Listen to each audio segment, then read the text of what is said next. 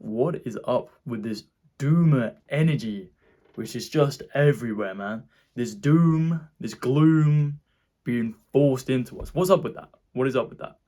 Feels like every single time you check the news, someone's died, some catastrophe's happened in another country, there's a new war somewhere, some war's just gotten worse, some peace treaties just failed, someone's just died of famine.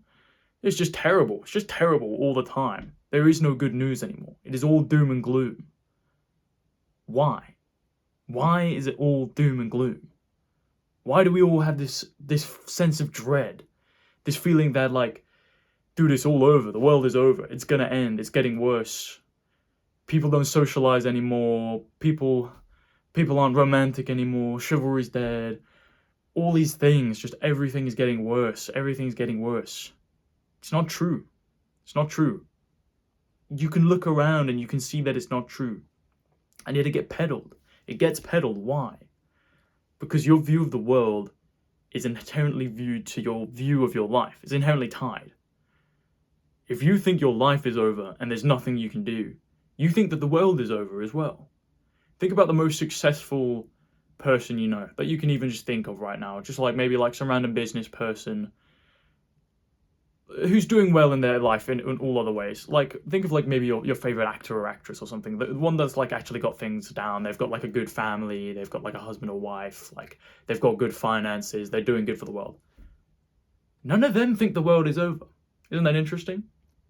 If your own life is good, suddenly the world isn't ending anymore. But think about all the people you know who are really, really convinced the world is ending, like the fucking preppers of the world, people prepping for the apocalypse. Dude, AI is going to take all the jobs and then it's going to kill us, nuclear war. Think about those people. Maybe it's you. It's been me before. It has been me before. What do all those people have in common? They're fucking miserable. They're miserable gimps. And it's a two-way relationship. Accepting the ideas that the world is over will make you miserable. Being miserable makes you want to think the world is over, because then you've got an excuse to be miserable.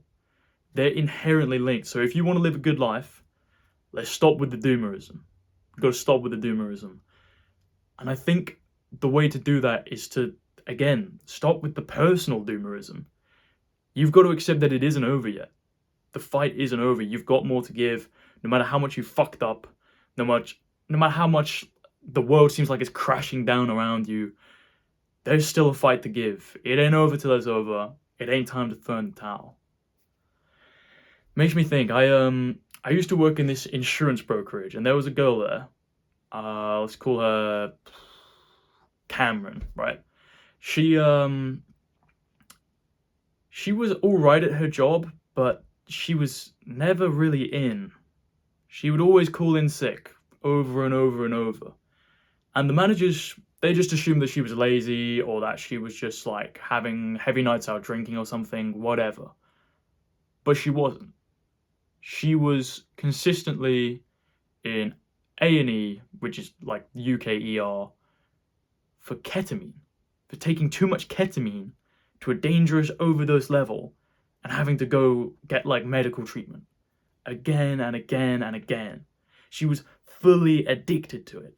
Like, ketamine is like horse tranquilizer. It's like a type of amphetamine. I think it's like a methamphetamine or something. It's bad. It's bad stuff. You don't want to be taking this. And she was just fully addicted, missing work, and eventually she got fired. You know, the sales director just said, "Hey, she hasn't come in. She hasn't called in. It's like the 10th day, like since she's been hired, and she's only been around for like 6 months. She's gone." She just sent her a message, "Don't come back." Her life was over, right? Anyone who could see the doomer side of things, you know? She had like a terrible gimp boyfriend who did nothing. She was addicted. She had just lost her job. She'd quit uni the year before. She'd given up halfway through. Dude, her life was over. You might as well just admit her life was over. And I did. I accepted. Cameron's life is over. I'll never see her again. She's probably going to be dead in some crack house somewhere by the end of the year. And then, 6 months later, didn't see her for 6 months. 6 months later, I'm in a little Tesco Extra. I'm buying myself a meal deal, buying myself a sandwich. And who do I see? It's her. And I see her out the corner of my eye and I go, I'm not going to look at her because I don't want to have a conversation with her because it would just be awkward and be weird. And I don't want to talk to her. And she's like a weird little drug addict. But she comes over to me and she goes like, oh my God, it's you. I haven't seen you so long. Dude, it was like the opposite of seeing a ghost. She's like, you should have seen her beforehand, dude. Like these sunken, dark eyes, these just dark eye holes from all like the missed sleep from the drug abuse. Just like her face was like, it looked like melted wax. And then seeing her here 6 months later, not that long, dude, she was like a confident woman. Just like, just ready to tackle the world. She just had this confidence, this vigor, this like enthusiasm, just this life in her eyes. And as I spoke, I understood why. She said, yeah, I'm completely clean. I have been for maybe about 4 months now. This is my new boyfriend. I looked over. New guy, completely different from the old guy. He looked kind of similar, but I hope he was different.